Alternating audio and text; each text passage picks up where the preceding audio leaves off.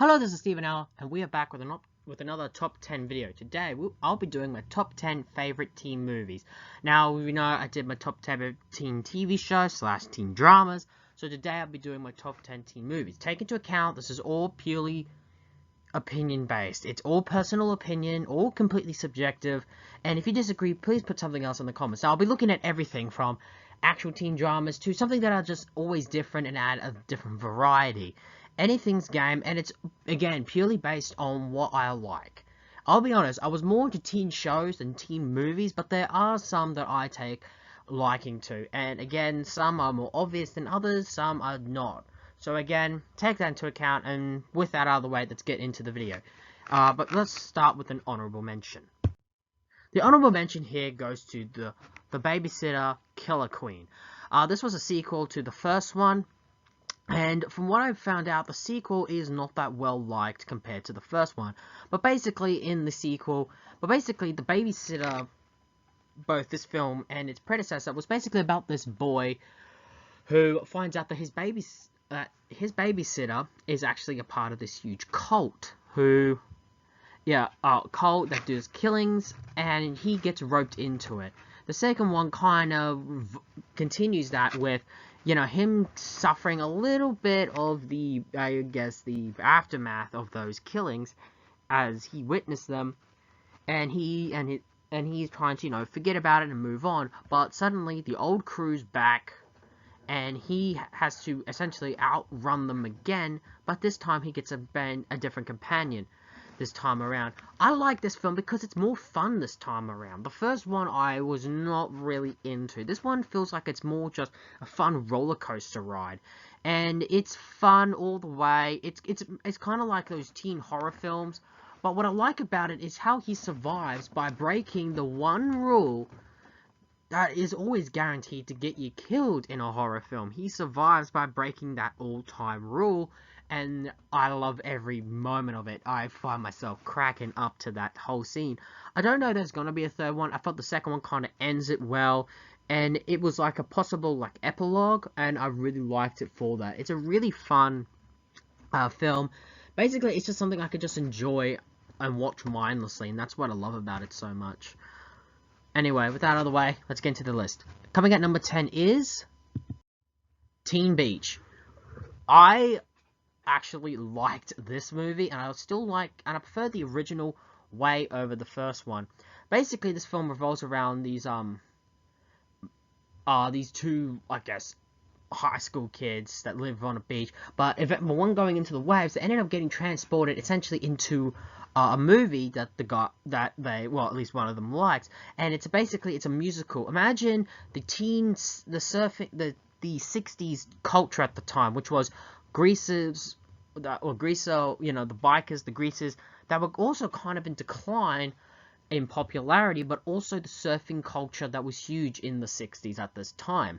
And it's a musical, fun romp, and the fun bit is because they're in it, they start to eventually become a part of the movie, such as, like, you always pull the implausibles of a musical, like, you know, like if you get wet, your hair's not wet. They find that. They also find out they really screwed things up when they accidentally change the movie, which has me cracking up throughout the whole run of the movie, which I always found that to be arguably one of the fun aspects of that film, that, you know, they accidentally changed everything about the movie, which I think was really fun. And basically, let's go try and get the movie back on track, but also they have to find, you know, themselves back again. It's again another fun romp. Because it's a musical, it kind of edges out the honorable mention, because I was more into musicals than I was into horror. But again, my musicals were also very selective. Because this brings a bit of that sort of 50s and 60s nostalgia for me, this automatically would crack into any list. And I just love some of the music on the soundtrack, with my best being Cruisin', I think it's Cruisin' for a Bruisin', being my favorite song in the film.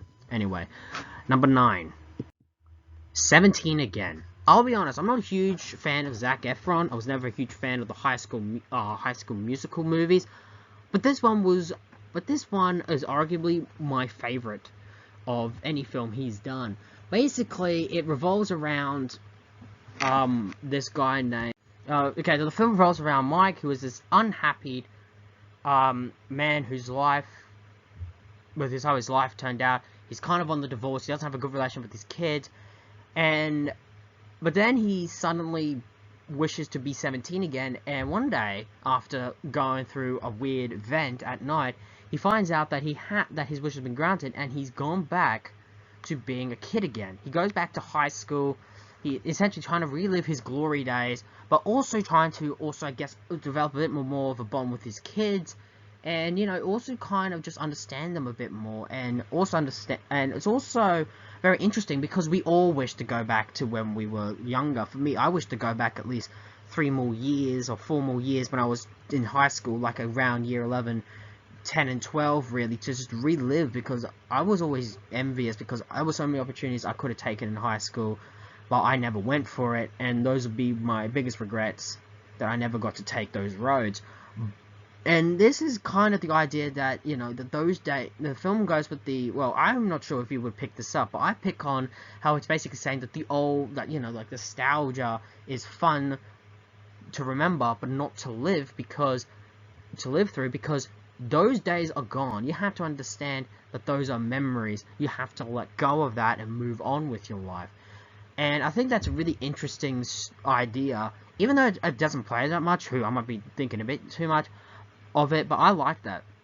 It also has quite a lot of fun comedy as we go through it, and I just like how that the character has such a relatable issue that I could really relate to, and the idea that that he just wants to relive the glory days, but he also understands that he's now in the present, and he needs to understand that those days are long behind him. I always like that bit, and it's a fun movie. It's fun.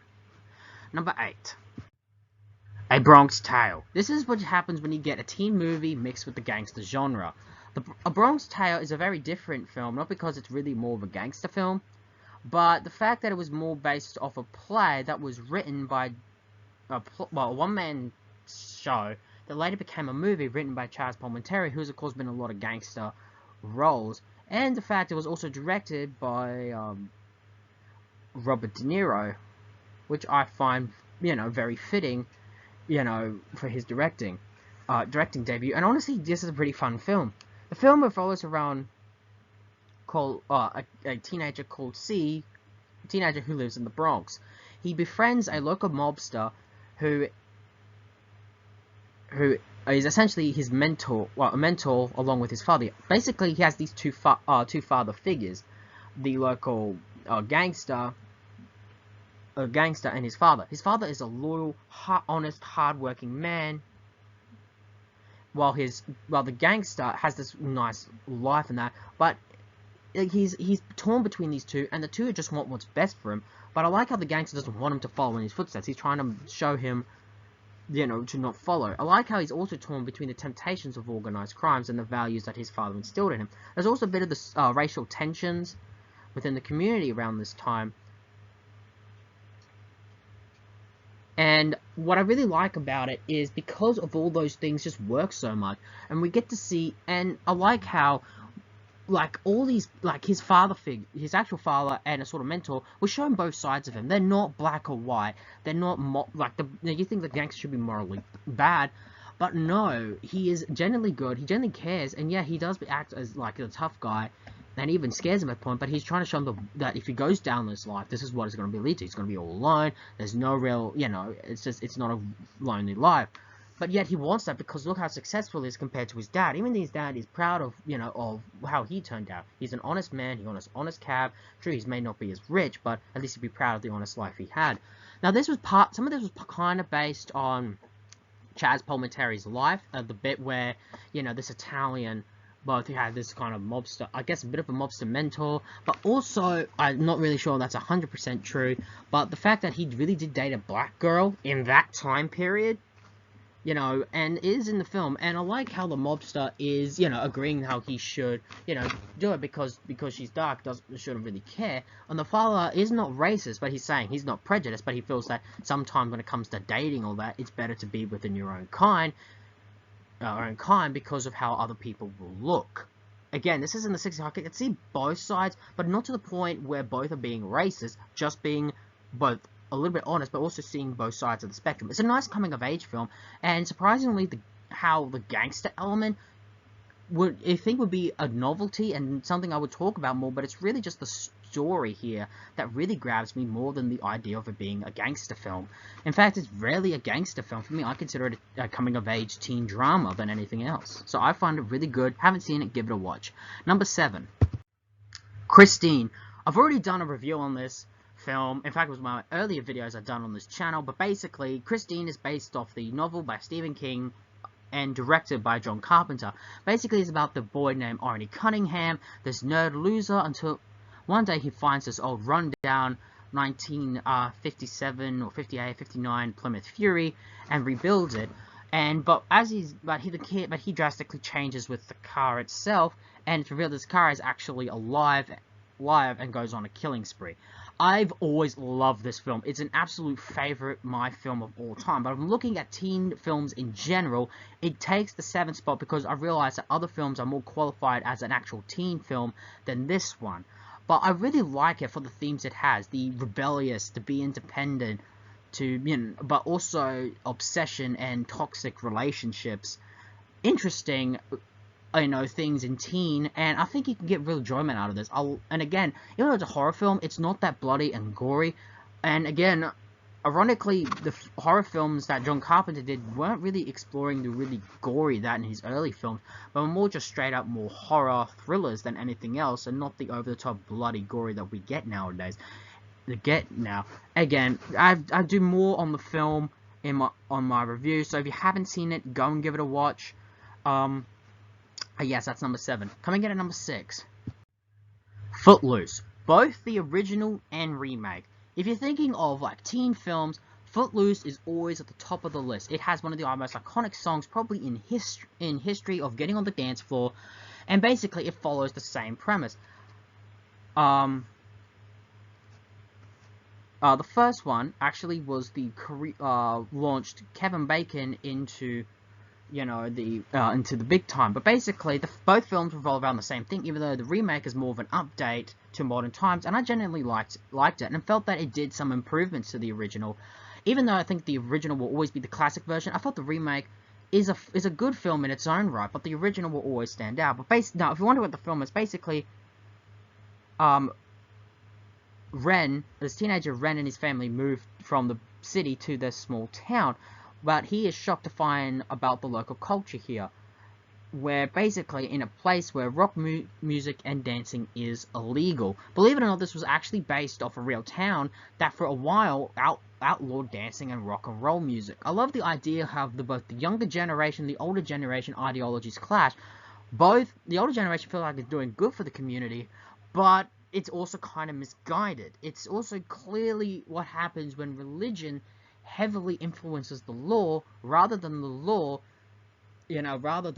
should be protecting religious beliefs. It's the religion that is manipulating the law for its kind of own ends. Again, probably thinking too much on it, but it is what it is. I also just like the constant dance songs, both in the original and remake. There's so many. Again, Footloose, the song itself. Let's Hear It for the Boys. I Need a Hero. Just so many great songs to come from the film. Again, it's Kevin Bacon's big break, and it's just a nice song just to get down to. It's definitely, when you watch the original, it's definitely heavily influenced by the 80s, and the remake is definitely, you can tell, is heavily influenced by the modern time. I felt the modern one did some things different. First off, it showed just how much of an outcast Ren McCormick is, how he's really in this town, and how he is kind of suffering from the death of his mother and his dad run away. Honestly, I think it did some things that were done different from the original to make him feel like, how he is in this town. He's really alone, even though he has this family from his, I think, sister's side help him, and the family is far more supportive in this than it was in the original. And I feel that it is just like the story, the idea that the younger generation constantly clashing with the older one is a really interesting story. Again, I'm probably diving too deep into it, but I can enjoy it nonetheless. This film is a huge cult, well, I wouldn't say cult hit, but it was a huge hit amongst teens and casual audiences, but the older adults probably didn't like it. It is a really fun film, and a definite classic to get on the dance floor too. Number 5. The Outsiders, a fantastic coming-of-age teen drama based on a very influential book that I'm sure every kid in high school would have at least read. The Outsider revolves around Ponyboy, who is a member of the Greaser gang. Whilst the Greasers are in a gang or turf war, I would say, with their rivals, the Socials, these rich kids, and the Greasers, who essentially are these, poor kids from not so prominent areas. Whilst that is happening, he's also trying to find himself on where he fits in the world, and goes through so much trials and tribulations. Again, just like Christine, I did a review on this, so you can see more about it, but I like it because it has that message. And again, I have huge nostalgia for the book, as it is the only book in high school I read back to front and enjoyed reading, and who knows, maybe one day I plan to reread it. But for me, this film is just so fun. Again, I'm exclusively looking at the long version or director's cut, as that is the best quality version, even though surprisingly the version we get is the short one, which I feel is completely inferior and not at all entertaining or complete does disrespect for the source material. Again, more about that in my review if you are interested in giving it a watch. Other than that, which is a really fun coming-of-age story, and I love the setting of kind of the early 60s in the outback areas. Another thing I also give credit is how it has so many young heartthrobs of the day. Patrick Swayze, Rob Lowe, Tom Cruise, Emilio Estevez, and Ralph Macchio, just to name a few, all great in this film, and each bring their own, with Ponyboy arguably being my favourite character of the film, as it mostly revolves around him. Give this film a watch, and trust me, you'll not be disappointed, considering it was directed by Sir Francis Ford Coppola. Number 4. The Perks of Being a Wallflower. This is a film that I really only watched at least roughly 2 years ago, but I enjoyed it nonetheless. It was both a fun, but also really just another coming-of-age story, and very just one I got captivated by. The film revolves around Charlie, a 15-year-old who's in high school. He is nervous about his new life, and then he befriends some seniors, and he learns to cope with his traumatic past, and with his friends, and basically develops a bond with it. I just love this so much. It's a more low-key film, and it's something you can definitely enjoy, and I definitely know it has definitely gained a lot of, definitely is well liked by a lot of critics, I think. But for me, this film is just so fun, and it has nothing to do with the fact that it's got Hermione in it, the actress who played Hermione in Harry Potter. It has nothing to do with that. For me, it's just, it's just a fun film. It is fun, and it's just so great to watch. I don't think you can ever get with any teen dramas than other than having just a good film to just watch. It is so fun. Give it a watch. Number 3. The Breakfast Club. Arguably one of the most iconic teen films ever made, The Breakfast Club is in many ways what you think of teen drama films.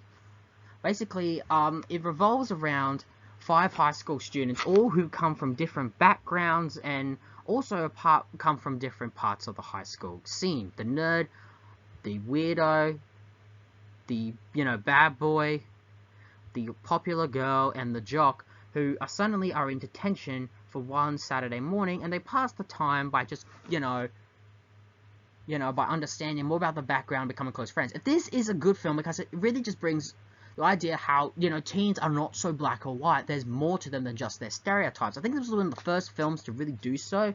Director John Hughes, I think, really absolutely pulled it off. And, seeing that there's more to these guys than, what meets the eye. This is arguably one of my favorite films that he did, and I think it's the best. The idea that it was the first to really understand that, that these stereotypes of high school kids are not the only thing that makes them special. There's more to them than that. I think they did this really well in this film. And it's a film that I definitely will admit I only got into recently, I'd say at the beginning of this year. But even then, often, putting it off because I thought, it's not my thing. But I've seen it, and God, it blew me away. I think it's one of the greatest teen drama films you can ever get. And I think it is definitely one of the first to pioneer pioneer a lot of these there's more to kids than meet the eye type thing, and there's more to them than their stereotypes. This was the one that really pioneered that. Anyway, number 2. 10 Things I Hate About You. God, I only got into this film definitely 3 years ago, and I hugely love it. 10 Things I Hate About You, of course, will probably be best remembered as being the late great Heath Ledger's, I think, one of his many first acting roles. It's a romance comedy, basically about this. It revolves around a high school boy named Cameron, who is played by Joseph Gordon-Levitt, who cannot date this girl Bianca until her antisocial older sister does. Kate has a boyfriend, and in order to do that, he arranges for this mysterious boy Patrick to charm Kate. Now, I like it's an overall just fun romp throughout the whole thing, and the fact that this guy's going to go anyway just to date, to date that Cameron's gone through all this length to date Bianca's great. But I also like how both Patrick and Kate develop a real bond as they go on. At first, it was clear that that he was interested because he was told to, but that he genuinely grows an actual liking to him. And to most people, a character like that would not be, good and could be considered low. But Heath Ledger manages to make it not only work, but it's just how it works is absolutely extraordinary. How he could pull that off, because characters like that will be something the audience would hate, but he manages to make it work. And I just love it for those reasons. It was definitely a film that had I think a modest budget and became a huge hit. And I just love it for all that reason. It's just a nice fun romp. You can just sit back and watch and not overthink it. Anyway, with all that, there needs to be a number 1. So number 1 goes to Grease. I already did this review on this film, but come on. If you saw this video, you knew that this was going to be at least either at the top of the list or somewhere on the list. Taking the top spot is arguably one of the greatest, I think one of the greatest musicals ever made. Grease revolves around of young love between essentially the greaser boy Danny, played by John Travolta, and Sandy, portrayed by Olivia Newton-John.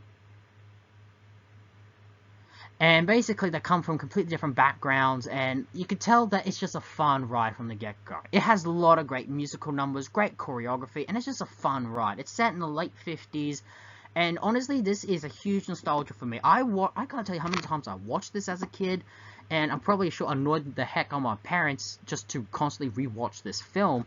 It was just a joy to watch, and I still enjoy watching it today. It is, for me, I consider it the greatest teen drama film of all time, though it's probably beats other things you would probably want on this list. Understand, this is purely subjective based, and I enjoyed watching the hell out of this film. I've done a review on this on the channel, so if you haven't seen the review, please give it a watch. I'm sure you will enjoy it, hopefully so. But for me, Grease will always be my favorite teen film. There you have it, those are my top 10 teen movies. Do you agree with this list? What do you think is number 1? Did I leave any of your favorites? Please write it down your own top 10 lists in the comments. And until next time, this has been the Steven Hour. And ladies and gentlemen, so long for now.